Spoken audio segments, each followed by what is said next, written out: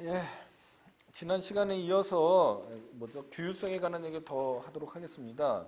자, 194페이지 보면 행정청의 내부행위나 중간 처분인데 예컨대 징계 처분 절차에서요, 징계위원회 결정과 같은 거는 또는 병역법상 신체 등위 판정은 그 자체로 국민의 권리움에 직접적인 영향을 미치는 게 아니잖아요. 그 다음에 오는 징계권자의 징계 처분이 그 권리의무에 영향을 미치게 돼서 그게 처분이다라는 얘기입니다. 아까 제가 조금 다단계 행정행위에 있어서 타입을 두 가지로 나눴을 때 첫 번째 타입에 해당하는 설명입니다. 그죠? 그 다음에 이 중간적 처분이라고 하더라도 행정청이 그러한 행위로 인해서 국민의 권리의무에 직접적인 변동이 초래되면 처분으로 볼 수 있다. 이게 예컨대 토지 소용에서의 사업 인정이라든지 아니면 공시지가 결정, 표준지 공시지가 결정 이런 것들은 이게 중간 처분이냐 아니면은 아까 얘기했던 내부 행위냐 이게 이제 구별이 좀 애매해집니다. 일반적인 얘기로는 그 자체로 국민의 권리의무에 영향을 미치게 된다라고 하면은 중간 처분으로 봐서 그것도 처분으로 대접하게 되고 그렇게 되면 아까 제가 다단계 행정행위에서 말씀드렸던 두 번째 타입이 돼서 하자 승계 문제가 쟁점이 되는 거죠. 그죠?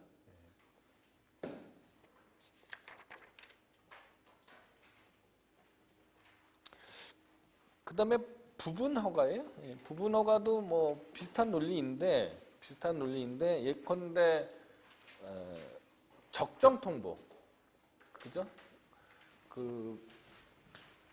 폐기물 처리업에 있어서 폐기물 처리업 시설을 전부 다 하고서 폐기물 처리업 허가, 강학상으로 특허일 텐데 허가를 신청을 했어요. 근데 지방자치단체장이 그 허가를 내주지 않으면은 이 사람은 굉장히 곤란해지죠.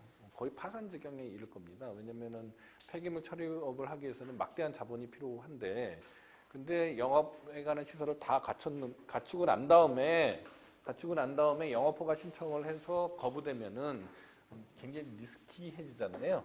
그래서 그런 거를 방지하기 위해서 적정 통보 제도라는 게 있어요. 그래서 폐기물 처리업을 하고자 하는 사람이 미리 이제 사업 계획서라든지 각종 이제 계획들을 지방자치단체장에게 제시를 하는 거죠. 그러면 지방자치단체장이 이런 요건들을 다 갖추고 오면은 이 계획이 다 충족이 되면 당신에게 영업 허가를 내주겠다라고 약속을 해주는 거를 적정 통보라고 그래요.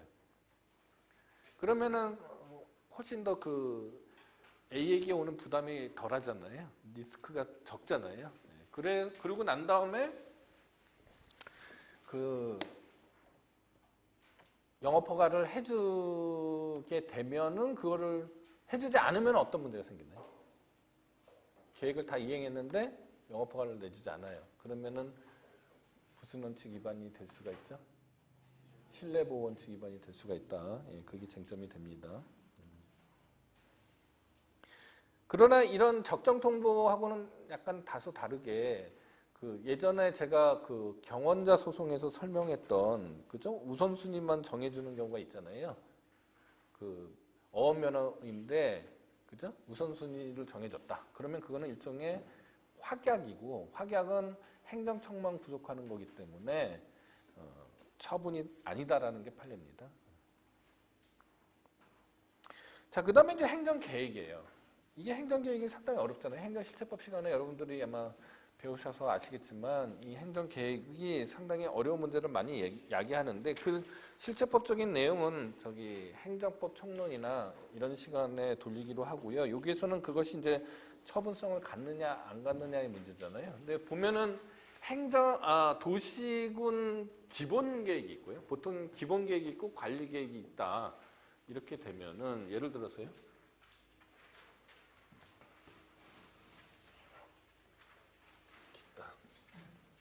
그러면 여기 이제 이게 뭐겠어요? 서울특별시죠? 네. 아주 훌륭해요. 이게 한강이죠, 그죠? 네. 그래서 이렇게 이 서울특별시가요. 서울특별시가 그냥 도시 청사진 같은 게 없이요. 청사진 같은 게 없이 뭐 그때그때 뭐 건축 허가를 내준다든지 그때그때 공장 설립 허가를 내주고 한다든지 하면은 서울특별시가 엉망이 되겠죠.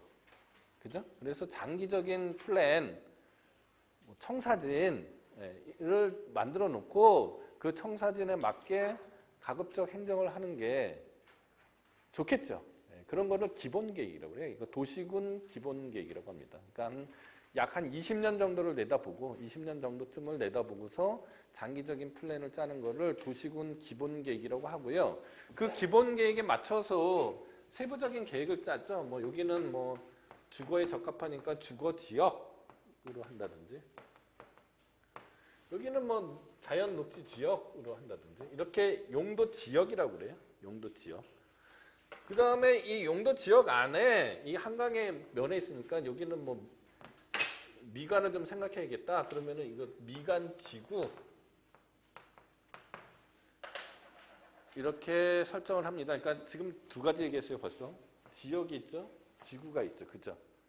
그 다음에 이제 가만 놔두면 서울이 너무 팽창해서 경기도가 서울이 될 수가 있죠. 그래서 서울의 팽창을 막기 위해서 바깥에다가 뭐를 둘러싸나요? 개발 제한 구역이죠. 자, 벌써 세 개의 개념을 여러분한테 설명했습니다. 지역이 있고 지구가 있고 구역이 있죠. 보통 용도 지역, 용도 지구는 이 건축 허가와 관련된 것들이고 이 구역은 이 개발 행위 자체에 대해서 제한하는 것을 구역이라고 합니다. 개발 제한 구역, 용도 구역이라고 해요. 그 다음에 여기에 뭐 화장장 터를 미리 확보해 놔야 돼요. 공원터도 확보를 해 놔야 됩니다. 요거를 도시 기반 시설, 도시계획 시설 결정이라고 해요. 너무 많이 막 머릿속에 넣어줘서 행정 시체법 시간에 배워야 되는 거기 때문에 빨리빨리 설명하는 겁니다. 잘 모르시겠거든 행정법 총론 교과서를 보셔야 돼요. 그 다음에 또 뭐를 생각해 볼까요? 해볼 수 있을까요? 자, 이 지역이 완전히 낙후가 됐어요. 너무 노후주택들이 많아요. 그러면 재개발 지역, 지구 뭐 이렇게 재건축 재개발을 해야 되잖아요. 그렇게 설정을 할 수도 있죠. 이런 거를 도시군 관리 계획이라고 합니다. 도시군 관리 계획. 자, 그러면은 개념이 그렇게 정립이 됐으면은 이제 이 행정소송법적인 설명을 해드리면, 자, 청사진과 같은 게 도시군 기본계획이라고 그랬잖아요. 자, 도시군 기본계획 그 자체로만은 아직 서울특별 시민에게 권리 의무에 영향을 미치지 않죠. 그렇지만 서울특별시 담당 공무원은 계획청은 도시계획청은 그 도시군 기본계획에 구속돼서 도시군 관리계획을 짜야 되겠죠. 그렇죠? 그러면은 구속력은 있지만 대국민적 구속력은 아니죠. 그러면은 처분이라고 할 수 없는 거죠. 무슨 얘기인지 알겠죠? 자, 근데 자, 여기가 아까 주거지역이라고 그랬잖아요. 근데 어떤 사람이 이 주거지역에다가 공장을 짓겠다고 공장 설립 허가 신청을 했어요. 그러면 서울특별시에서 이거 허가를 내줄 것 같아요? 안 내줄 것 같아요? 10중 8구? 안 내주겠죠. 그러면 이거는 국민의 권리 의무에 영향을 미치는 거예요? 안 미치는 거예요?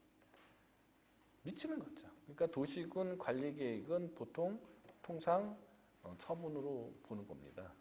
알겠죠? 그거에 맞춰서 교재를 읽어보시면 되고요. 보통 기본자가 들어가는 계획들은 처분성이 없다고 보시면 됩니다. 그 다음에 각종 공부 기재 행위예요. 여기서 공부는 뭘 생각하시면 되냐면 토지대장, 건축물대장, 지적공부 이런 걸 생각하시면 됩니다. 자, 권리의 표창은 자, 어떤 토지의 부동산의 권리의 표창은 뭐가 하는 거예요? 토지대장이에요? 등기부등본이에요? 등기부가예요. 문건법 안 배웠어요? 등기부가 하죠. 예. 토지대장은 그냥 사실증명의 자료나 아니면 과세 자료나 뭐 이 정도가 되는 거잖아요. 그러니까 토지대장에 대한 기재사항을 변경해달라고 신청을 했는데 행정청에서 받아주질 않아요. 그러면 과거에는 이거는 사실증명의 자료이고 또는 행정사무집행의 편의를 위한 거이다 라고 하면서 처분성을 부인한 겁니다. 국민의 규율성이 없다고 해서요. 그러면 권리관계는 등기부에 관한 어떤 이의라든지 뭐 그런 거 있잖아요. 그걸로 해결하라는 거죠. 원칙은 그랬는데 예외가 이제 하나씩 생기는 거예요. 뭐냐면은 어떤 사람이 한 2,000평 되는 땅이 있어요. 2,000평 되는 땅이 있는데 1,000평에만 근저당권을 설정하면 될 것 같아요. 채무를 부담하고 있는데 1,000평에만 근저당권을 설정하면 될 것 같아서 그 등기부의 지분을 뭐라고 그러나 이게 땅을 쪼개야 되잖아요. 쪼개려고 했는데 먼저 토지대장상으로 정리를 해갖고 오라고 이렇게 한단 말입니다. 근데 법원에서 이건 사실증명의 자료니까 못 해주겠다. 이렇게 되면 이 사람은 뭔가 권리의무에 직접적인 영향이 미쳐지는 거죠.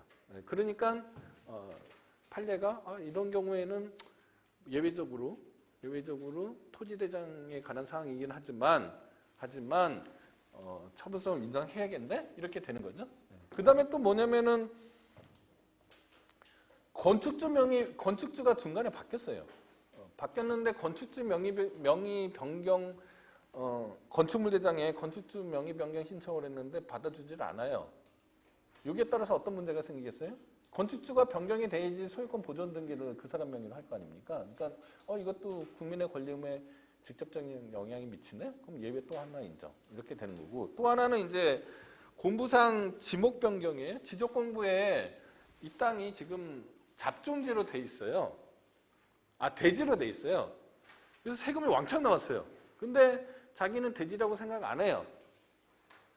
자기는 그냥 이거 뭐 임야나 뭐 이런 걸로 생각한단 말입니다. 지목이 그렇게 돼야 되는데 이게 대지로 되는 바람에 세금이 왕창 나왔다. 그러니까 지목 변경 신청을 했는데 받아주지 않았다. 그랬더니 과거에 대법원에서는 이거 저기 사실증명에 관한 거니까 규율성이 없어서 처분이 아니야. 그랬는데 어떤 문제가 생겼냐면 헌법재판소에서 덜컥 받아줘요. 헌법재판소에서 그럼 니네가 안 할 거면 내가 할게 하면서 권리구제형 헌법소원이 있잖아요. 68조 1항 헌법소원을 받아줍니다. 그러니까 대법원 입장에서 보니까 이거 내 거 같은데 제가 하네. 이렇게 되는 거죠. 그래서 전업합의체 판결로 판례가 변경이 돼서 지적공부상의 지목 변경 신청 거부 처분 취소 소송은 각하하지 않고 본안 판단으로 나아가고 있어요. 그러니까 예외가 지금 3개가 생겼어요. 그러고 난 다음에 이제 하나씩 예외가 계속 생겨요. 그러다 보니까 이제 본말이 전도가 돼서 이게 도대체 어떻게 된 건지 알 수가 없게 됐습니다. 근데 이제 안 받아주는 거는 끝까지 안 받아주는 건 뭐냐?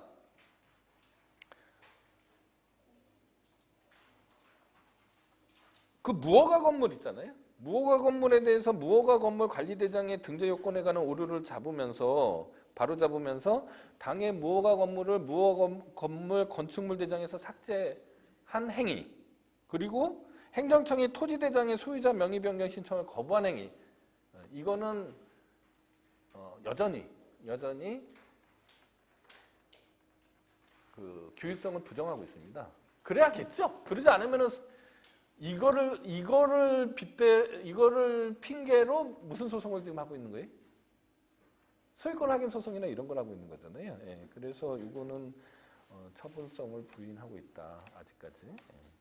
그래서 이게 이제는 지적공부상의 공부기재 신청 거부 행위가 이게 처분인지 아닌지가 상당히 애매해졌다. 원론적으로 당해 공부의 성질이 단지 행정사무집행의 편의나 사실증명의 자료로 삼기 위한 것에 불과한 것이냐, 아니면 그 등재나 변경으로 인해서 당의 토지나 건축물에 대한 실체상의 권리관계에 영향을 미치느냐에 따라서 처분성이 있느냐 없느냐, 즉 규율성이 있느냐 없느냐 이렇게 구분한다라고 제가 설명할 수밖에 없겠다라는 겁니다. 자, 그 다음에 이제 비권력적 행위로서의 경고 문제인데요. 아까 설명했던 건데, 자, 여러분들 공무원, 국가공무원법이나 지방공무원법에 보면은, 공무원법에 보면은요, 징계가 6단계인가요? 로 나눠져 있습니다. 가장 무거운 게, 가장 가벼운 게 견책이 있고요. 견책이 있고, 그 다음에 이제 그 감봉이고요. 그 다음에 정직이고, 그 다음에 강등이 있고요. 그 다음에 해임이 있고, 그 다음에 파면이 있어요. 파면. 하나, 둘, 셋, 넷, 다, 7개 단계의 징계가 있는데, 이게 견책은 말이에요. 그야말로 그냥 경고하는 거잖아요. 진짜 의미의 경고잖아요. 근데 견책만 받더라도 이 당의 공무원한테는 그죠? 상당히 치명적인 불이익이 될 수가 있습니다. 그래서 뭐 견책 받으면 사실상 뭐 자기 동기들 중에서 승진서열 꼴등이 된다거나 뭐 이렇게 되겠죠. 그래서 약간 좀 온정적인 사고이긴 하지만은 그 비위를 저지르긴 했지만 가벌성이 매우 적은 그런 경우도 있을 수 있잖아요. 또는 비위를 저지르긴 했지만 징계 사유가 있긴 있지만 이 사람이 엄청나게 큰 상을 받은 적이 있었다. 이렇게 되면은 좀 징계하기가 좀 뭐해서 법정의 징계로서 경고라는 것을 하는 수가 있다. 그러면 경고장을 하나 딱 날렸단 말이에요. 진짜 견책을 하는 게 아니고 그냥 경고장을 날리면 기분 나쁘죠? 근데 기분만 나쁜 거죠. 경고장 받는다고 해서 뭐 신분이 어떻게 되는 건 아니잖아요. 맞죠? 그래서 이 불문 경고 뭐 이런 것들은 처분이 아니다라는 게 판례입니다. 처분이 아니다. 근데 경우에 따라서는요. 예컨대 지금 이거는 함양군 사건이었는데 함양군의 뭐 법규명령도 아니고 조례도 아니고 뭐 지방자치단체장의 규칙으로서 그럼 아까 처분의 근거가 법률인지 아닌지 정당한 근거가 있는지 없는지는 처분성 유무하고 관계없다고 얘기했습니다. 그죠? 그걸 떠나서 이제 함양군수의 규칙으로 불문 경고를 받으면 그 사람이 받았던 상 하나가 지워진다라든지 아니면은 1년 정도 인사 카드에 기록해 놔서 놓는다든지 이런 식의 불이익을 규정해 놓으면은 이거는 우리가 생각하는 단순한 경고가 아니잖아요. 그죠? 그래서 이거는 처분에 해당한다라는 게 판례입니다. 그러니까 여기서 제가 말씀드리고 싶은 거는 불문 경고다라는 말이 중요한 게 아니고요. 그 용어가 중요한 게 아니고 그 실질적인 효과가 중요하다라는 겁니다. 그야말로 그냥 기분만 나쁜 건지 아니면 어떤 법적인 효과를 발생시키는 건지에 따라서 처분이냐 아니냐가 달라진다라는 거예요. 그것이 최근에도 문제가 된 적이 있어요. 아주 뭐 신문에도 나왔던 문제죠. 예컨대 뭐 검찰청에서 검사한테 경고하는 거 뭐 이런 것들이 문제가 됐었죠? 아닌가? 헷갈리네. 맞는 것 같은데 내 판례. 예, 맞네요. 제 기억력이 나쁘지 않네. 202페이지 보면은 검찰총장이 행정규칙인 대검찰청 자체 감사 규정, 검찰 공무원의 범죄 및 비처리 지침 등을 근거로 검사에게 행한 경고 조치에 관한 처분성 유무가 논란이 된 사건이 있었습니다. 예. 제가 설명해드린 방식으로 이해하시면 됩니다. 읽어보시면 되고요. 그 다음에 이제 금융감독원장이 문책 경고를 하는데 불문 경고죠. 예. 현직 은행 임직원에 대한 거는 처분이고요. 전직 임직원에 대한 문책 경고는 처분이 아니다라는 판례가 있습니다. 그거는 그 당시 법에 따라서 그런 거예요. 그 당시 법이 현직 금융기관의 임직원에 대해서 경고를 하면 비록 서면 경고이긴 하지만 경고를 하게 되면 그 5년 동안 뭐 다른 은행에 임직원이 될 수 없다라든지 이런 제한이 있는데 전직 그 금융기관의 임원에 대해서 불문 경고를 문책 경고를 하면은 그런 규정이 없었어요. 그러니까 앞에 거는 현직에 대한 거는 처분이 되는 거죠. 법률 효과가 나오니까. 근데 전직 임직원은 법률 효과가 없으니까 처분이 아니고 규율성이 없다라는 게 판례인데 지금은 그 판례가 유지되기가 좀 어려운 게 지금 그 법률에 금융회사의 지배구조에 관한 법률이 있습니다. 그 법률에 전직 금융기관 임직원에 대한 경고도 일정 정도 불이익을 가할 수 있는 그런 규정이 있어요. 따라서 지금은 아마 처분으로 될 것 같아요. 근데 지금 이 판례는 옛날 그 법 이전의 판례입니다. 그 다음에 권리 의무와 관계없는 결정이나 단순한 관념의 통지. 네요. 좀 어려워요. 잘 이해를 하셔야 돼요.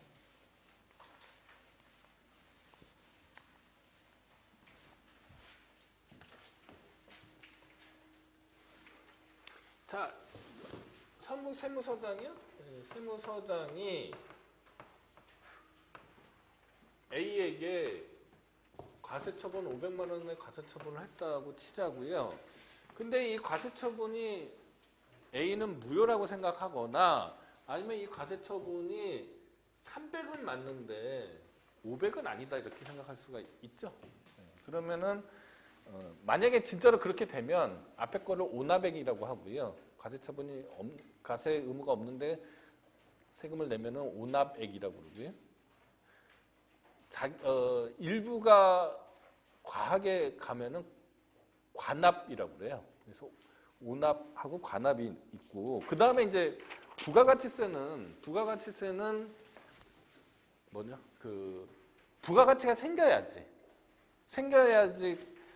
세금을 내는 거잖아요. 근데 먼저 선불이잖아요. 부가가치세는요. 먼저 내는 거거든. 그런데 나중에 정산해 보니까 부가가치가 안 생겼다. 이렇게 되면은 다시 환급을 받아야 돼요. 그걸 환급세액이라고 그래요. 그러니까 세 가지 종류가 있습니다. 돌려받는 게 오납액이 있고 관납액이 있고 환급세액이 있는 거죠. 자, 여기까지 이해가 됐죠? 자, 그럼 프로세스가 어떻게 되냐? 자, A가 그런 오납액, 관납액, 환급세액을 주장하면은 여러분들 뭐 나중에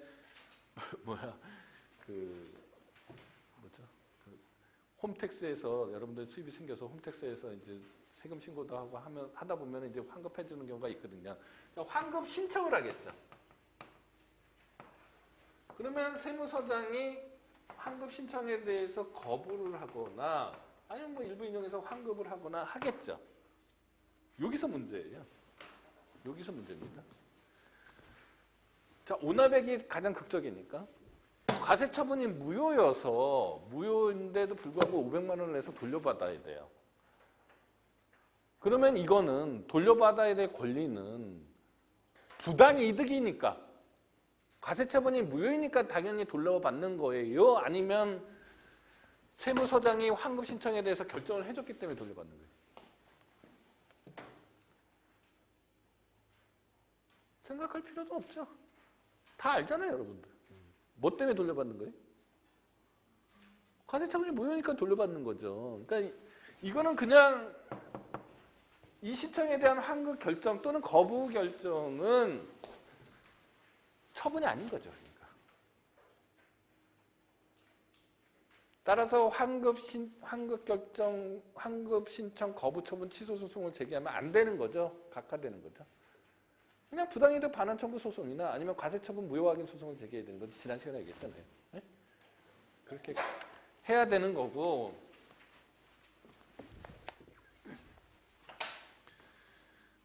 자, 그 다음에 국가공무원인데요.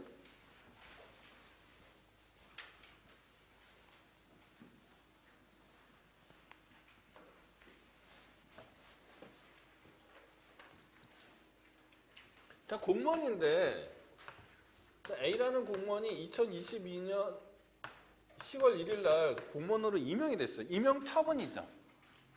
임용 처분입니다. 임용 계약이 아니에요. 처분이에요. 근데 공무원 결격 사유가 공무원이 되고 난 다음에 뭐 생겼어요. 생겼다고 하니까 예컨대 뭐 어떤 범죄를 저질러서 무슨 집행유예 같은 거를 받았단 말입니다. 그런데 임용권자가 모르고 있었어요. 모르고 있다가 2030년 10월 1일 날 보니까 얘가 전과자였네. 임용되고 난 다음에 잘못을 저질렀네. 하면서 너 내일부터 나오지 마. 라고 인사 발령을 냈단 말이죠. 그죠? 자, 그러면은 이 사람은 임용 결격 사유가 생겼기 때문에 공무원에서 퇴출되는 건지 아니면은 이 인사 발령 때문에 공무원에서 공법상의 근로관계가 없어지게 된 건지 어느 쪽이죠? 잘 모르시겠죠? 당연퇴직입니다. 당연퇴직. 당연퇴직은 뭐예요? 아무런 액션이 없어도 그냥 퇴직한다는 얘기잖아요. 그러면은 인사발령 처분 취소 소송을 제기하면은 어떻게 되겠습니까? 각하되죠. 각하. 처분이 아니니까. 이 인사발령은 그냥 관념의 통지 뭐 이런 거잖아요. 여기까지가 됐습니까? 그럼 이 사람은 어떤 소송을 제기해야 돼요? 당사자 소송으로서 공무원 지위 확인 소송을 제기해야 됩니다. 공무원 지위 확인 소송. 이런 거 몰라서 각하당한 변호사도 엄청 많아요. 그 비슷한 게 이제 형사소송법 258조 1항의 처분 결과 통지 뭐 이런 것들. 그 다음에 질의회신이나 진정에 대한 답변입니다. 법령의 질의에 대한 답변이나 진정사건 청원에 대한 처리 결과 통보는 그 자체로 국민의 권리 의무에 영향을 미치는 게 아니겠죠. 다음 처분으로서 외형을 갖출 것. 그렇죠? 처분에 부존재가 있다. 그러면은 처분 부존재 확인 소송을 제기해야지 처분 무효 소송을 제기하면은 안 되는데 예컨대 어떤 공무원이 어떤 행정청이 처분 서면을 만들었어요. 그래서 주체, 절차, 형식, 내용상 요건을 갖춰서 처분 서면을 만들었습니다. 그러면 그거는 행정행위가 성립은 한 거죠. 근데 그거가 효력을 발생하려면 어떻게 해야 돼요? 상대방한테 도달해야 되죠. 배웠잖아요. 예, 도달해야 되는데 이 사람이 그냥 아직 그 송달 안 하고 자기 책상 서랍에 넣어 있는 상태입니다. 그러면 처분이 지금 효력을 발생하고 있어요? 안 하고 있어요? 아예 효력 자체가 아직 처분이라고 보기 어려운 거죠. 예. 자, 근데 이 사람이 송달을 했는데 부적법 송달이에요. 그럼 어떻게 돼요? 무효죠, 무효. 상대방한테 도달해야지 효력을 발생하는 거니까. 예. 그렇게 구분이 된다. 그 다음에 처분 후 다른 행정소송에 다른 불복 절차가 마련되어 있지 않을 것.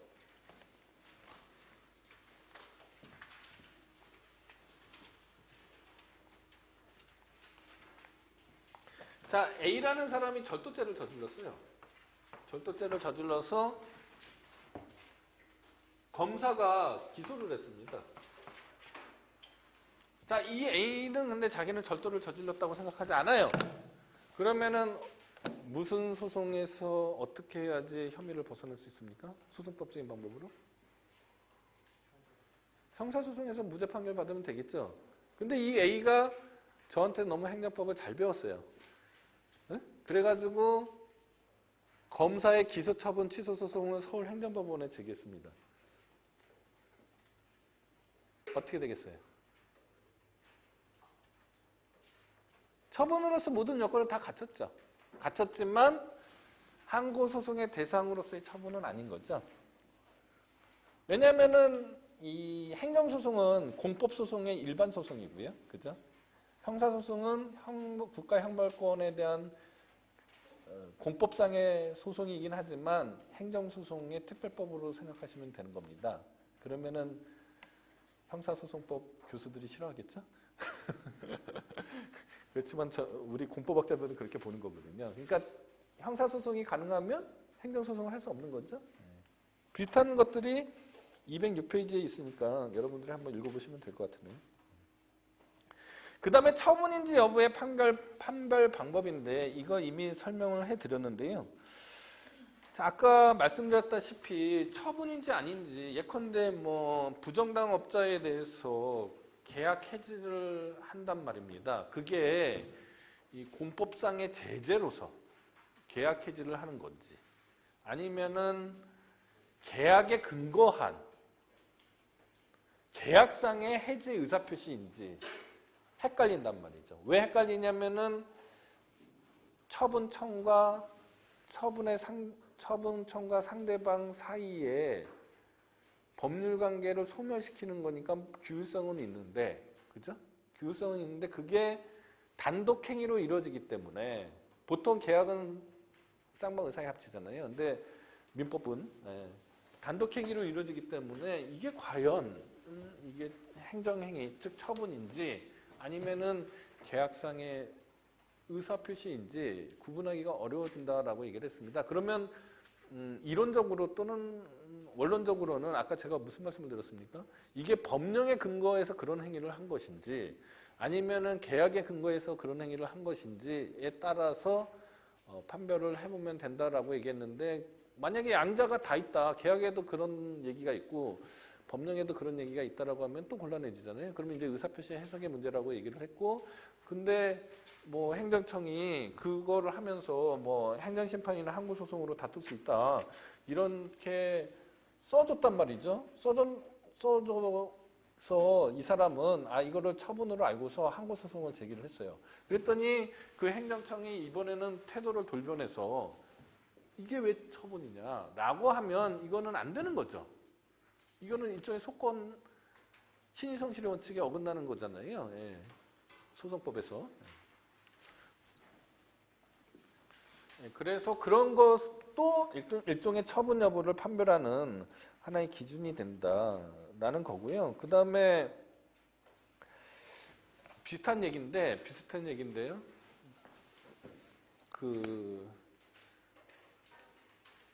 예컨대 자기 집이 철거가 되면 어떤 도시 정비 계획이라든지 재개발, 재건축 때문에 자기 집이 철거가 될 수가 있잖아요.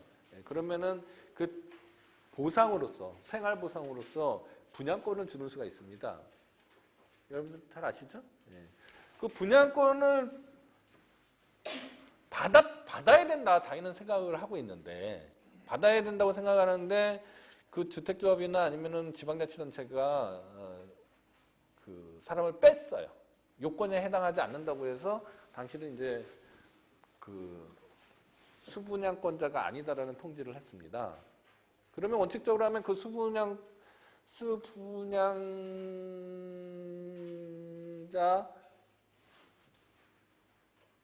뭐라고 처분이라고 붙여야 되냐? 어쨌거나 이건 취소 소송을 제기해야 되거든요. 그걸 처분으로 보는 거거든요. 이주대책 처분이라고 보거든요. 자, 그러면 거기서 끝나야 되는데 이 사람이 소송을 제기한 게 아니고요. 이의 신청을 했어요. 그 해당 그 조합이나 아니면 해당 공기업에다가 이의 신청을 했어요. 그랬더니 그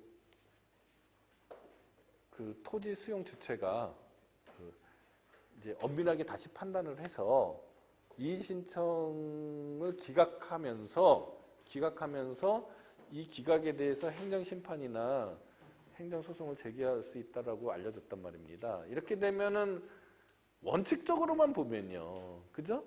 동일한 행위의 반복이기 때문에 뒤에 있는 이의 신청은 처분으로 보면 안 되는 거죠. 안 되는 거지만 아까 얘기했던 그런 것들을 보면 안 되는 거지만 이렇게 단정할 수 없고요. 안 되는 것으로 볼 수도 있지만 아까 같은 논리 구조에 의해서 이거를 새로운 처분으로 보는 판례가 있습니다.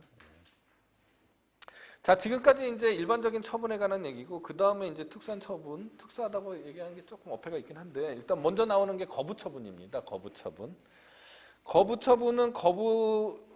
일단 거부 행위가 전제가 돼야 되죠. 거부 행위란 행정청이 국민으로부터 공권력의 행사를 신청받았으나 그 신청이 형식적 요건을 갖추지 못했다는 이유로 그 신청을 각하하거나 또는 그 이유가 없다는 이유로 그 신청을 받아들이지 않는 행위를 거부 행위라고 한다고 치자고요. 그러면 모든 거부 행위가 다 거부 처분으로 돼서 항고 소송의 대상이 되는 거냐는 거가 지금 하고 싶은 얘기예요. 지금부터 할 얘기입니다. 자, 어떤 모든 시민이나 국민이나 주민이 국가나 지방자치단체에게 그냥 공권력의 발동을 촉구를 해요. 신청을 해요. 근데 행정주체가 그걸 안 받아주면은 모든 것을 다 처분으로 봐서 항고소송의 대상으로 된다라고 보기가 뭔가 좀 문제가 있잖아요. 그러니까 뭔가 요건이 있어야겠죠. 그 요건을 갖추고 나면 거부 처분이 되고 그 거부 처분이 그 항고 소송의 대상이 되는 처분이 된다라고 봐야 될 것인데 일단 그 얘기를 하기에 앞서서 이 처분은요 형식으로 봐서 누가 이니셔티브를 쥐고 있느냐에 따라서 직권형 처분하고 신청형 처분으로 나눌 수가 있어요. 직권형 처분은 주로 이제 그 불이익 처분이겠죠. 그렇죠? 제가 성북구청장 만나서 제발 저한테 과태료 좀 부과해 주세요 이렇게는 안 하잖아요. 안 재밌죠? 네. 보통의 경우에는 그런 불이익 처분은 성북구청장이 저의 어떤 잘못 위반 행위 같은 거를 적발해서 처분을 바로 하는 거잖아요. 이런 건 이제 보통 직권형 처분이고 직권형 처분의 경우에는 불이익 처분인 경우가 많겠죠. 예. 근데 만약에 제가 어떤 성북구청장에게 생계비 지원을 신청을 했어요. 생계비 지원을 제가 신청을 했기 때문에 거기에 대한 응답으로서 그 성북구청장이 저한테 생계비 지원 결정을 했단 말이죠. 이렇게 보통의 수익적 행정행위의 경우에는 신청형 처분으로 되어 있습니다. 그것의 부작용 때문에 여러 가지 문제들이 많이 생기긴 하는데 어쨌거나 하여간 보통의 사회보장이라든지 아니면 건축허가라든지 이런 수익적 행정행위의 경우에는 신청형인 경우가 많겠죠. 상식적으로도 그렇잖아요. 예. 자, 그러면 지금 이 얘기는 뭐예요? 거부행위가 거부처분이 된다라는 얘기는 거부행위가 신청형 처분이 되느냐 안 되느냐의 문제잖아요. 그렇죠?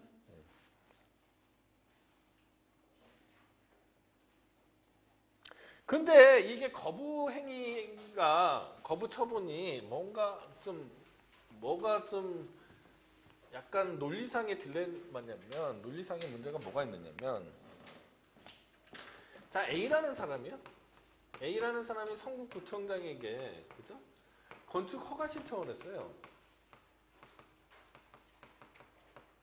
그랬더니 성북구청장이 이 A에게 건축 허가 신청을 거부를 했단 말입니다.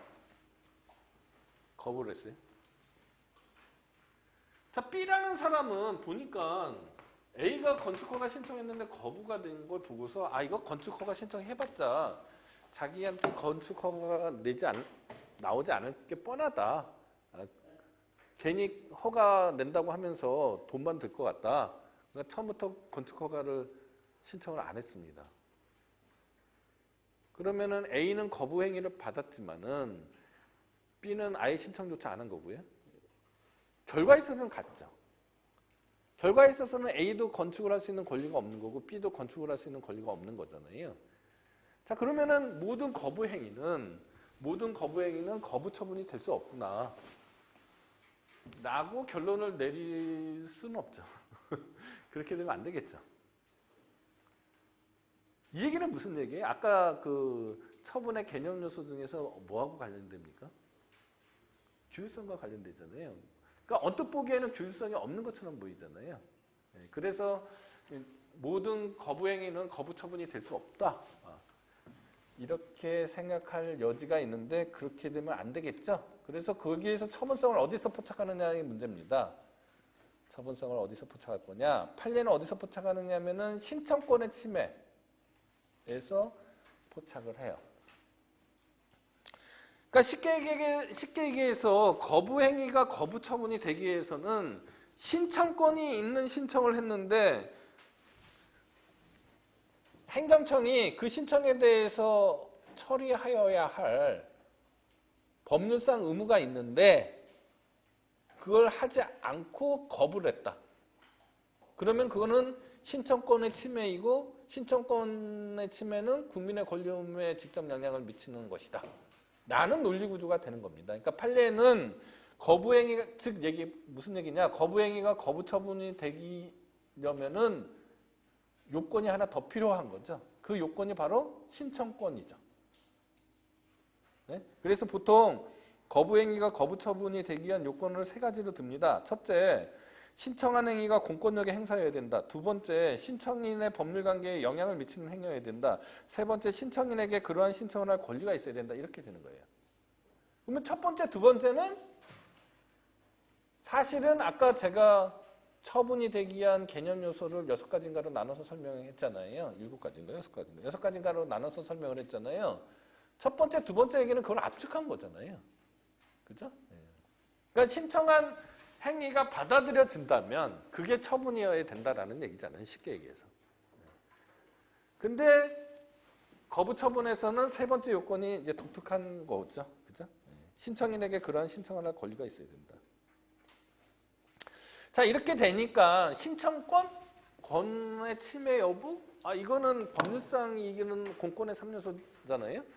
그러니까 이거는 공권의 침해 여부는 이거는 원고적 격의 문제인데 왜 판례가 이거를 대상적 격의 문제로 보느냐? 라는 의문이 생길 수 있겠죠. 그죠? 거기에 대해서 판례는 뭐라고 설명하냐면 여기서 말하는 신청권은 어떤 개개인이 보유하고 있는 그 신청권을 얘기하는 게 아니고 특정한 사건에서의 개개인이 보유하고 있는 그런 신청권이 아니고 구체적인 사건에서 신청인이 누군지를 고려하지 않고 관계법규의 해석에 의하면은 일반 국민에게 그러한 신청권이 있는지 추상적으로 살펴서 결정되는 의미에서의 신청권이라는 겁니다. 즉 판례는 신청권을 일반 추상적인 개념으로 이해해서 대상적 격의 문제로 보고 그 신청권을 어떤 특정한 사람이 가지고 있는지 없느냐의 문제는 원고적 격의 문제로 본다면 그러면은 나름 논리 구조가 되죠. 논리 구조가 되죠. 다만 이제 이 신청권의 논리로 가다 보니까 이게 신청권이 있는지 없는지가 애매모호한 경우가 많이 있고 그것 때문에 사건이 많이 생기거든요. 그래서 이 비판론도 상당히 의미가 있는 겁니다.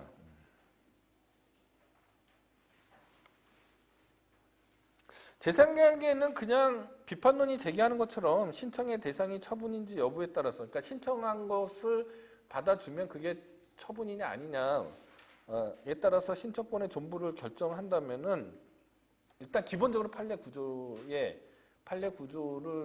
입각은 하지만 그렇게 한다라면 조금 더 객관적으로 결정될 것 같다라는 생각이 이제 제 생각인데요. 그러니까 그렇다는 얘기입니다. 따라서 판례대로 여러분들 이제 판례대로 이해를 하시는 게 아직까지는 필요하니까요. 판례대로 이해한다라면은 여기서 말하는 신청권의 존부는 어떤 특정한 권리 주장자가 그 신청권을 갖고 있느냐 아니냐의 문제가 아닙니다. 왜냐하면 대상적 격을 따지는 거니까. 그죠? 객관적이고 추상적으로 봐서 이런 신청형 처분이냐 아니냐 여부를 따지는 거예요. 자, 그러면 신청권이 구체적 사건에서 신청인이 누구인가를 고려하지 않고 관계법규의 해석에 의해서 일반 국민에게 그러한 신청권이 있구나 하면은 대상적 격에 있어서 신청권 요건이 충족이 되는 거죠. 그렇지 않으면 충족이 안 되는 거고요. 그리고 신청권은 실질적 신청권하고 형식적 신청권으로 나눌 수 있는데요. 실질적 신청권은 뭐냐면 나에게 어떤 만족적인 결과를 내달라. 예컨대 건축허가 신청을 한다는 얘기는 뭐예요? 건축허가를 나한테 해달라라는 거잖아요. 근데 여러분들이 잘 아시겠지만 무하자재량 행사 청구권에서의 신청은 그죠? 나한테 뭘 해달라고 할 수는 없잖아요. 단순한 응답 요구권이잖아요. 그런 것도 형식적 신청권으로서 판례는 인정하고 있다. 그것까지도 여기서 말하는 신청권으로 인정하고 있다라는 얘기입니다. 그 다음 또 다른 테마는 자, 신청권이 있는지 없는지 어떻게 알 수 있습니까? 이미 여러분들한테 다 설명을 해드렸는데, 그죠? 판례가, 그죠? 뭐라고 돼 있어요? 구체적인 사건에서 신청인이 누구인가를 고려하지 않고 관계법규의 해석에 의하여 일반 국민에게 그러한 신청권을 인정하고 있는지를 살펴서 추상적으로 결정한다고 그랬잖아요.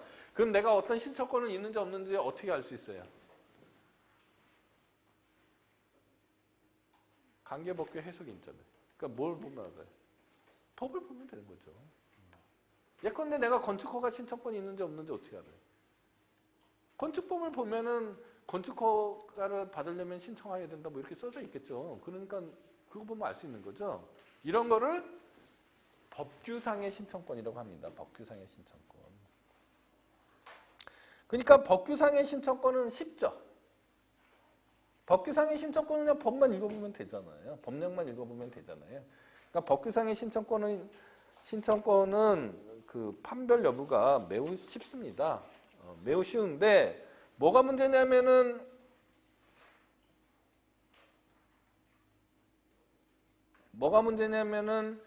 법령상의 신청권이 있어야 될 것 같은데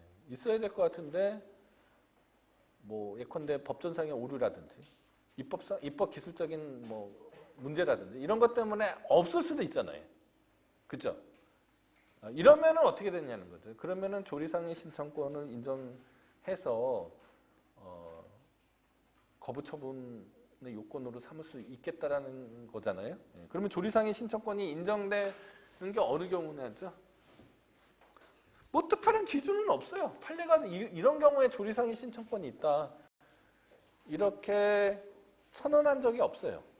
그냥 우리들이 판례들을 쭉 살펴봤더니 귀납적으로 이런 경우에 보통 조리상의 신청권을 판례가 인정하고 있구나. 이렇게 이해하는 수밖에 없습니다. 그럼 그 귀납적인 결과를 내기 위한 요소들로 보면은 첫 번째, 거부행위에 대해서 항고소송으로 다투는 이외에 다른 권리구제 방법이 없다. 두 번째, 그러니까 거부 처분이 되어야지 항고소송을 제기할 수 있는 거잖아요. 단순한 거부행위는 항고소송의 대상이 되는 게 아닙니다. 그죠? 그걸 전제로 하셔야 돼요. 그러니까 조리상의 신청권을 넓게 인정하면 넓게 인정할수록 거부행위가 거부처분이 되고 거부처분이 되면은 국민의 권리구제 가능성이 높아지지만 법원의 업무는 가중되는 거죠. 조리상의 신청으로 좁게 보면 좁게 볼수록 국민의 권리구제 가능성은 좁아지고 법원의 업무는 줄어드는 거죠. 그런 겁니다. 그러니까 조리상의 신청권이라는 게 어떤 때 인정이 되냐? 첫 번째, 거부행위에 대해서 항고소송으로 다투는 이외에 다른 권리구제 방법이 없는 경우. 두 번째, 관계법규의 해석상 행정청이 그 처분을 하여야 할 의무가 있다는 것이 명백한 경우. 세 번째, 행정청이 그러한 권한을 행사하지 않음으로써 국민이 입는 불이익이 부득이한 것으로 용인될 수 없을 정도로 매우 큰 경우를 종합적으로 참작해야 된다라는 겁니다. 자, 판례에서 조리상의 신청권을 인정한 경우 뭐 더 많이 있겠지만 한 11가지 정도로 한번 11가지의 사례를 예시를 해봤습니다. 다 설명 못 드리고요. 먼저 검사의 임용 신청인데 검사 옛날에 사법시험 시절 지금 뭐 여러분들 로스쿨도 마찬가지인데요. 검사 임용 신청을 했어요. 임용 신청을 했는데 그 법무부에서 임용 신청 거부 처분을 한 거죠. 참 불행하죠. 생각만 해도 기분 나쁘죠. 근데 검사 임용 처분 거부 처분 취소 소송을 제기했더니만 이 법무부에서 한다는 소리가 야 이거 법령에 검사 임용 신청에 관한 신청권이 규정되어 있지 않다라고 하는 거죠. 그랬더니 판례가 그 사람에게 법령상의 신청권은 없지만 그리고 또 재량행위이긴 하지만 그죠? 하자 없는 재량 행사를 하라는 거죠. 무하자 재량 행사권의 논리잖아요. 그래서 응답을 받을 권리는 있다라는 거지. 아까 얘기했던 형식적 신청권에 관한 얘기입니다. 그래서 조리상의 신청권을 인정한 예가 있고요. 그 다음에 그 국공립대학교원의 신규 임용 신청인데 국공립대학에 교수가 되겠다고 그러니까 초빙 공고가 나가서 어떤 사람이 대학 교수로 임용 신청을 했습니다. 그랬더니만 안 받아줬어요. 그래서 그 사람이 임용 신청 거부 처분 취소 소송을 제기하면은 뭐 신청권이 법령에 나와 있지는 않겠죠. 이때는 원칙적으로 조리상의 신청권이 없다고 봐야겠죠. 그렇죠? 교수 된다고 다 손들면은 전부 다 소송을 할 수 있다면 뭐 말이 안 되잖아요.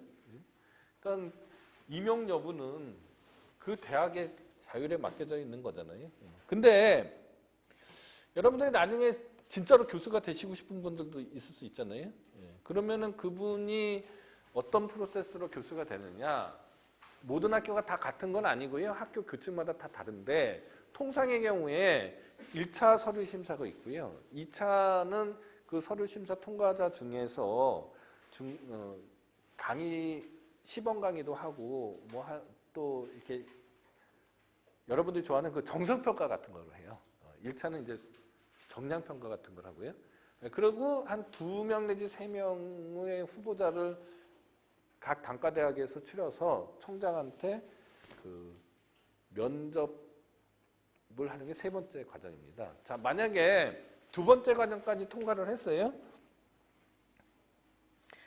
2번째 과정까지 통과를 했는데 자기가 유일한 총장의 면접 대상자가 됐습니다.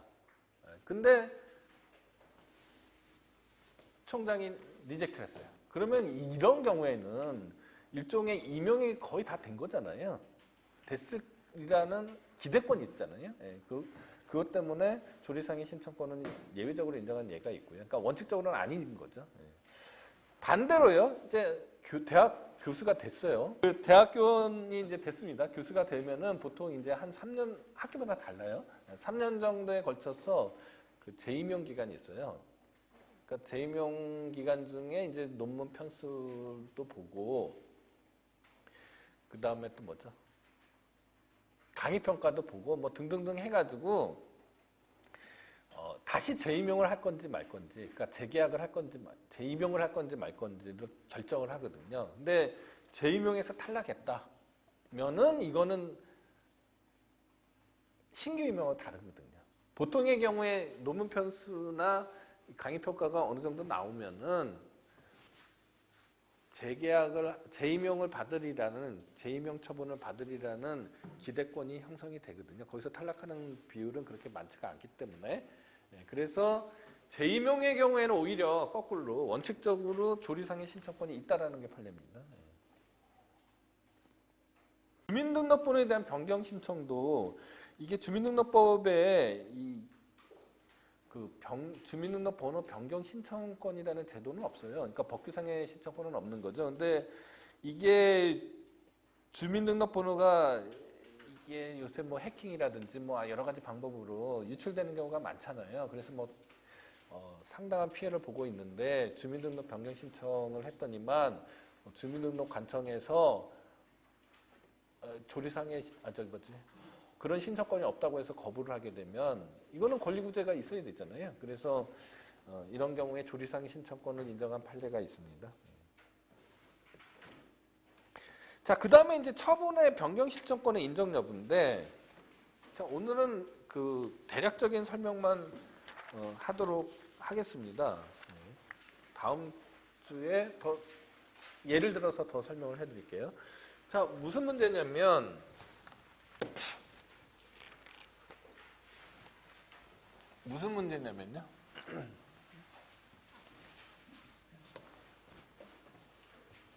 자, A라는 사람이 예컨대 어떤 불이익 처분을 받았어요. 어떤 불이익 처분을 받을까요? 그러니까 뭐 불이익 처분을 받았다고 치자고요. 지금 뭐 그것도 생각이 안 나네요. 자, 불이익 처분을 받았는데 이 사람이 그 불이익 처분을 받으면 처분이 있을 안 날로부터 90일 이내에 취소 소송을 제기해야 되잖아요. 근데 이 사람이 취소 소송을 제기하지 않았어요. 뭐 여러 가지 사정이 있겠죠. 네, 안 했는데 이 처분을 이 사람이 사후적으로라도 90일이 지났음에도 불구하고 이 처분을 취소시켜야 될 것 같아요.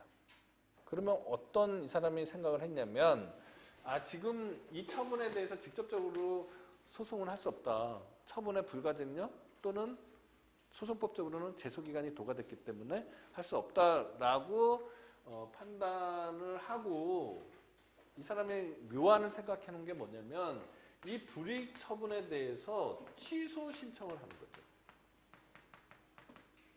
취소 신청을 하면 행정청에서 이렇게 취소 결정을 해주면은 좋고, 그죠? 안 해주면은 거부 처분이 되고 그 거부 처분 취소 소송을 제기해서 법원에 의한 구제를 받겠다라고 생각을 해내는 겁니다. 그러면 이러한 취소 청구권이 허용되느냐는 거죠. 만약에 허용된다면 어떤 문제가 생겨요? 제소기간 뭐하러 뒀냐? 처분의 불가증력은 도대체 뭐냐? 이런 문제가 생기겠죠. 그죠? 그래서 판례는 원칙적으로 처분의 취소, 또 변경, 뭐 취소 변경은 이제 취소는 원칙 애초부터 위법 사유가 있거나 부당한 사유가 있다라는 걸 주장하는 거지만 뭐 나중에 사정 변경이 생겨서 처분의 효력을 소멸시켜 달라고 청구할 수도 있잖아요. 그러니까 취소, 변경, 철회 신청권을 인정할 수 있겠느냐는 거죠. 인정할 수 있겠냐. 그게 뭐 법에 규정돼 있으면 아무 문제 없죠. 아까 뭐라고 그랬습니까? 그러면 그런 신청권을? 법규상의 신청권이잖아요. 법규상의 신청권이 있으면 문제가 없는데 법령에 그런 게 없다. 없으면 어떻게 하느냐는 거죠. 그러면 조리상의 신청권 인정해 줄 수 있겠냐? 라는 거죠. 자, 판례는 원칙적으로 부정합니다. 왜? 첫 번째 이유는 아까 이미 말씀을 드렸어요. 처분의 불가증력 또는 제소기간을 둔 추지를 몰가시킨다는 거죠. 두 번째 이유는 뭐냐면, 논거는 뭐냐면, 이러한 처분의 취소, 변경, 철회 신청은요, 통상의 경우에 도시계획에서 많이 일어나거든요. 도시계획의 수범자는 엄청 많죠. 예컨대 서울특별시 도시계획이면 수범자가 몇 명입니까? 거의 1000만 명이잖아요. 그렇게 되면은 행정업무와 법원의 사건이 폭주하게 되는 염려가 있다. 그래서 일일이 이런 거에 대해서 대응해 줄 수 없다라는 게 두 번째 이유입니다. 이런 이유로 해서 원칙적으로 처분 변경 신청권은 조리상의 신청권이 아니다라는 게 판례예요. 자, 여기까지 이해가 됐죠? 자, 그러면 오히려 처분의 변경 신청권이라는 게 조리상의 신청권이 아니다라는 거는 이제 뭐 다 이해를 했는데, 그러면은 거부 처분이 되는 경우가 오히려 더 관심사가 되는 거잖아요. 그죠? 그러면은 그 경우가 어느 경우냐? 첫 번째, 도시계획 위반 제한권에 근거해서 도시계획 변경 신청을 인정한 경우. 국토계획법 26조에 보면은요. 국토계획법 26조에 보면은 도시계획 위반 제한권이라는 제도가 있습니다. 주민이나 이해관계인은요, 그 기반시설의 설치, 아까 기반시설은 뭐라고 그랬습니까? 도시계획시설이잖아요. 뭐 화장장이라든지 뭐 도로라든지 이런 것들 얘기하는 거예요. 광장이라든지. 이것에 관한 개량에 관한 사항. 그 다음에 지구 단위 계획. 아까 뭐예요? 용도지구 있잖아요. 용도지구 단위 계획이라든지 아니면은 뭐 산업유통개발진흥지구 뭐 등등등 4가지의 경우에 있어서는 주민 및 이해관계자에게 도시계획을 이렇게 해달라고 요구할 수 있는, 제안할 수 있는 권리를 규정해 놓고 있습니다. 그게 국토계획법 26조거든요. 판례는 이 국토계획법 26조를 법령상의 신청권 조항으로 이해하고 있습니다. 그러니까 이거는 사실은 변경신청권, 조리상의 변경신청권에 대한 예외라고 설명하기가 좀 아니죠. 그냥 이거는 법규상의 신청권이니까. 예. 진짜 문제는 사실상의 수익적 행위의 거부에 해당하는 경우이다. 이건 뭐냐?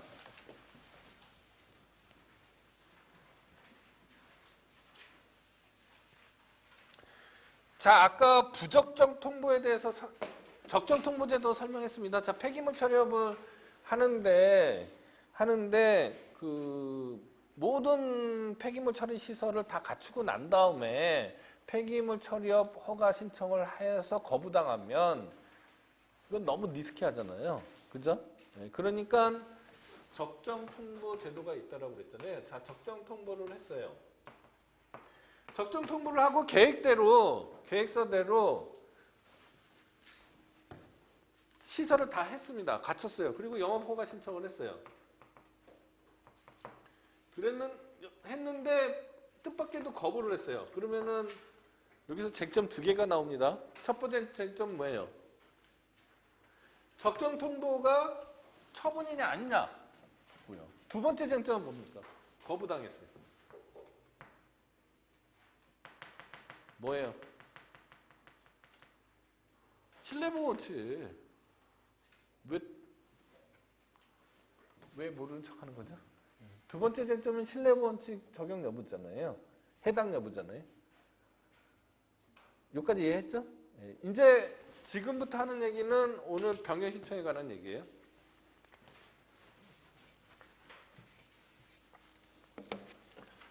자, 적정 통보를 했는데 그냥 단순한 적정 통보가 아니고요. 이 지역이 국토계획법상에 폐기물 처리업을 할 수 있는 용도 지역이 아니에요. 무슨 얘기인지 알겠죠? 적정 통보를 했는데 어떻게 적정 통보를 했냐면 용도 지역을 변경하는 거를 조건으로 적정 통보를 했어요. 그러면 이 사람은 이제 이 폐기물 처리업 허가를 받으려면은 시설을 갖추는 것뿐만 아니라 그죠? 도시계획청에 가서 용도지역 변경 신청을 해야 되잖아요. 용도지역 결정도 도시군 관리계획이니까 처분이잖아요. 그죠? 아까 설명했죠? 기억나시죠? 자, 그러면은 용도지역 변경 신청이잖아요. 그러면 이 변경은 지금 얘기하는 뭡니까? 처분의 변경 신청권이잖아요. 그럼 판례대로라면 뭐예요? 변경 신청은 조리상의 신청권으로 인정될 수 없죠. 그러면은 이 사람은 뭐 내는 거지 도대체? 이 사람은 적정 통보를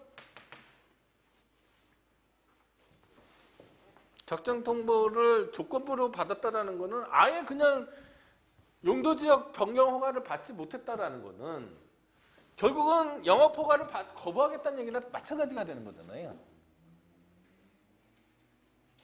무슨 얘기인지 알겠죠? 예, 그러니까 이런 경우에는 조리상의 신청권을 예외적으로 인정하는 수밖에 없는 거죠. 이 사람이 다툴 수 있는 기회를 줘야 될 거 아니에요. 그죠? 이게 세 번째 쟁점이고, 네 번째 쟁점은 이 조건부 적정 통보는 공적인 견해 표명이라고 보기 어렵죠. 이게 네 번째 쟁점입니다. 그거는 다 나중에 여러분들이 지금 오늘 테마가 아니니까 따로 공부하도록 하세요. 그 다음에 제3자의 이익을 침해하는 경우다. 자, 뭐냐면요.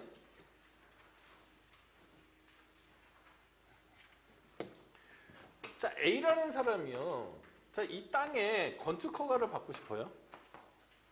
건축 허가를 받고 싶은데 이 땅이 자기 소유가 아닙니다. 그래서 B로부터 이 땅의 땅을 임차를 했어요. 그래서 이 A가 이 서류, 토지 사용 승낙서를 가지고 서북구청장에게 건축 허가를 받았어요. 건축 허가를 받았는데 이 사람이 건축 허가만 받아놓고 차임을 안 줘요. 이 서류는 이미 행정청에 들어가 있습니다. 차임을 안 주고 행방불명이 됐어요. 예컨대. 좀 과장해서. 행방불명이 됐다고 칩시다. 자, 그러면 이 B의 입장에서 이제 황당하잖아요. 자기도 이 땅에다가 뭐 건물이라도 짓고 싶은데 건축 허가를 받고 싶은데 이미 건축 허가가 있으니까는 건축 허가를 받을 수가 없잖아요. 그죠? 그러면은 이 처분의 취소를 구해야 될 거 아닙니까? 그죠? 근데 이미 90일이 지났겠죠. 또는 뭐 제소 기간이 지났겠죠. 90일뿐만 아니라. 그죠? 자, 이런 경우에 조리상의 신청을 인정해주지 않으면은 A의 권리 구제가 되지 않죠. 그 다음에 이제 마지막으로요.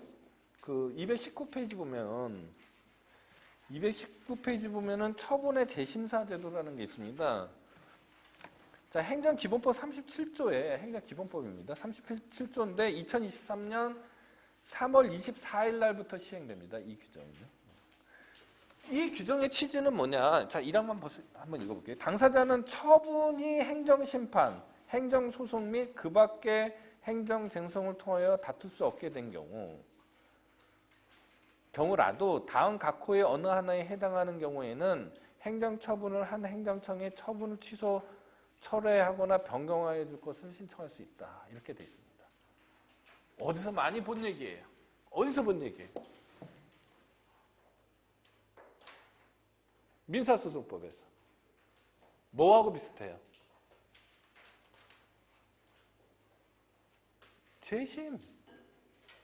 재심이잖아요. 재심은 판결에 무슨 효력을 깨는 겁니까?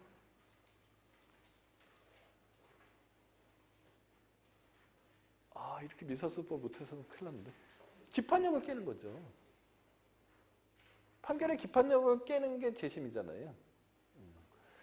마찬가지로 처분의 불가쟁력, 형식적 확정력을 깨는 거를 처분의 재심사라고 그래요. 그러니까 재심이 인정되는 마당인데 판결의 재심도 인정되는데 처분의 재심사가 인정 안 되는 건 좀 이상하잖아요. 맞죠? 그래서 행정기본법 37조에 처분의 재심사 제도가 도입이 된 겁니다. 도입이 된 거예요. 자, 그런 게 이제 처분의 재심사라고 이해를 하시면 되는데, 자, 재심사 사유의 대상하고 신청 적격을 먼저 보면요. 재심사 사유는 처분의 근거가 된 사실관계 또는 법률관계가 추후에 당사자에게 유리하게 바뀐 경우. 두 번째, 당사자에게 유리한 결정을 가져다 주었을 새로운 증거가 있는 경우. 세 번째, 민사소송법 451조에 따른 재심사유가 있는 경우입니다. 준하는 재심사유가 있는 경우인데 그거를 대통령령으로 정하라고 그랬어요. 대통령령에 뭐라고 정해져 있느냐? 처분 업무를 직접 또는 간접적으로 처리한 공무원이 그 처분에 관한 직무상죄를 범한 경우, 처분의 근거가 된 문서나 그 밖의 자료가 위조되거나 변조된 것인 경우, 제3자의 거짓 진술이 처분의 근거가 된 경우, 처분에 영향을 미칠 중요한 사항에 관하여 판단이 누락된 경우에는 마치 판결의 재심처럼 처분의 재심사가 허용이 된다라는 겁니다. 이게 이제 행정기본법에 처음으로 도입된 제도고 2023년 3월 24일부터 적용이 되는데 여기서 이제 이 행정기본법 제정 과정에서 행정청의 우려는 뭐냐면은 이게 재심사가 너무 남발되면 어떡하느냐. 누구나 다 재심사 신청을 하려고 할 거 아닙니까? 그래가지고 재심사를 신청할 수 없는 여러 가지 안전장치들을 많이 만들어놔요. 첫 번째 뭐냐? 재심사의 대상이 제재적 처분과 행정상 강제인 경우에는 안 된다. 두 번째, 법원의 확정 판결에 있는 경우는 안 된다. 세 번째, 재심사의 신청권은 이해관계인으로는 안 되고 처분의 상대방이어야 된다. 당사자여야 된다. 그 다음에 당사자가 중대한 과실 없이 해당 처분 절차, 행정심판, 행정소송 및 그 밖의 불복 절차에서 재심사 사유를 주장하지 못했어야 된다. 재심사의 신청기간은 재심사 사유를 안 날로부터 60일 이내이고 처분이 있는 날로부터 5년이 지나면 신청할 수 없다. 도대체 이거 하라는 얘기예요? 말라는 얘기예요? 하여간 이런 제한들이 너무 많아서 이게 재심사가 과연 잘 될지 안 될지 요건을 갖출지도 불분명한데 결정타가 하나 더 있어요. 뭐냐면은 처분의 재심사 결과도 처분으로서의 성격을 가지잖아요. 그죠? 처분의 재심사를 받아줬다. 그러면은 재심사 결정이 있을 거 아닙니까? 그러면 그거는 처분이죠. 맞죠? 근데 재심사 거부, 기각 또 처분이죠. 거부 처분이잖아요, 일종의. 확인적 행정행위에 대한 거부 처분이잖아요. 그런데 뭐라고 돼 있냐면 행정기본법은 처분을 유지하는 결과에 대해서는 행정심판, 행정소송 그 밖에 쟁송수단을 통하여 불복할 수 없도록 하여서 불필요한 쟁송의 반복을 방지하고자 하는 조항을 뒀습니다. 그러니까 재심사 신청에 대한 기각이나 각하 결정은 못 다퉈요, 소송으로.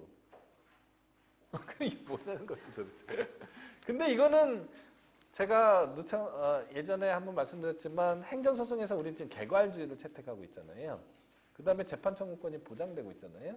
네, 그래서 아마 이건 나중에 위헌성에 심각한 의문이 있을 겁니다. 여러분들이 나중에 실무에 가게 되면은 재심사 사건을 할 수도 있잖아요. 근데 기각 결정이 났는데 소송을 못 한다라는 거 수도 있잖아요. 그러면은 기각 결정 바꾸서 기각 결정 취소 소송을 제기하면서 위헌법률 제청 신청을 할 수도 있겠죠. 네, 나중에 한번 해보시기 바랍니다. 그리고 이런 재심사는 직권 취소하고 철회하고는 직권을 하는 철회하고는 관계가 없다라는 얘기고 이제 앞으로 돌아와서요.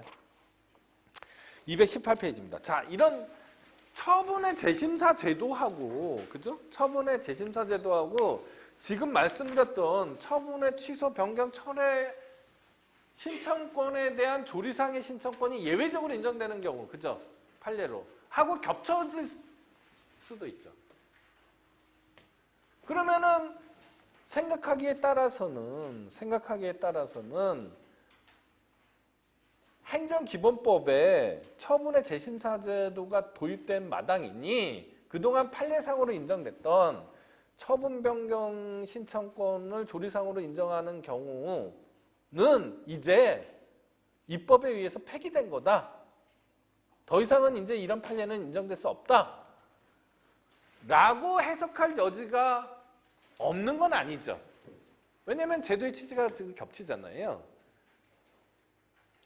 그런데 아직까지 여기에 대한 정설은 없지만 제가 입법관영회정에 참여했습니다. 예. 제 자랑이 아니고 여러분한테 설명해 주려고 그래요. 근데 그 당시에 입법 과정에서는 이거는 국민의 권리 구제를 더 확대하려고 하는 제도이니 행정기본법 37조가요. 이 조항이 있다고 해서 그동안에 인정되어 왔던 조리상의 처분 변경 신청권이 부정되는 것은 아니다라고 생각하고 입법을 했다라는 것을 여러분들이 이해를 해 주셔야 될 것 같습니다. 예, 여러분들 장시간 고생 많으셨습니다. 감사합니다.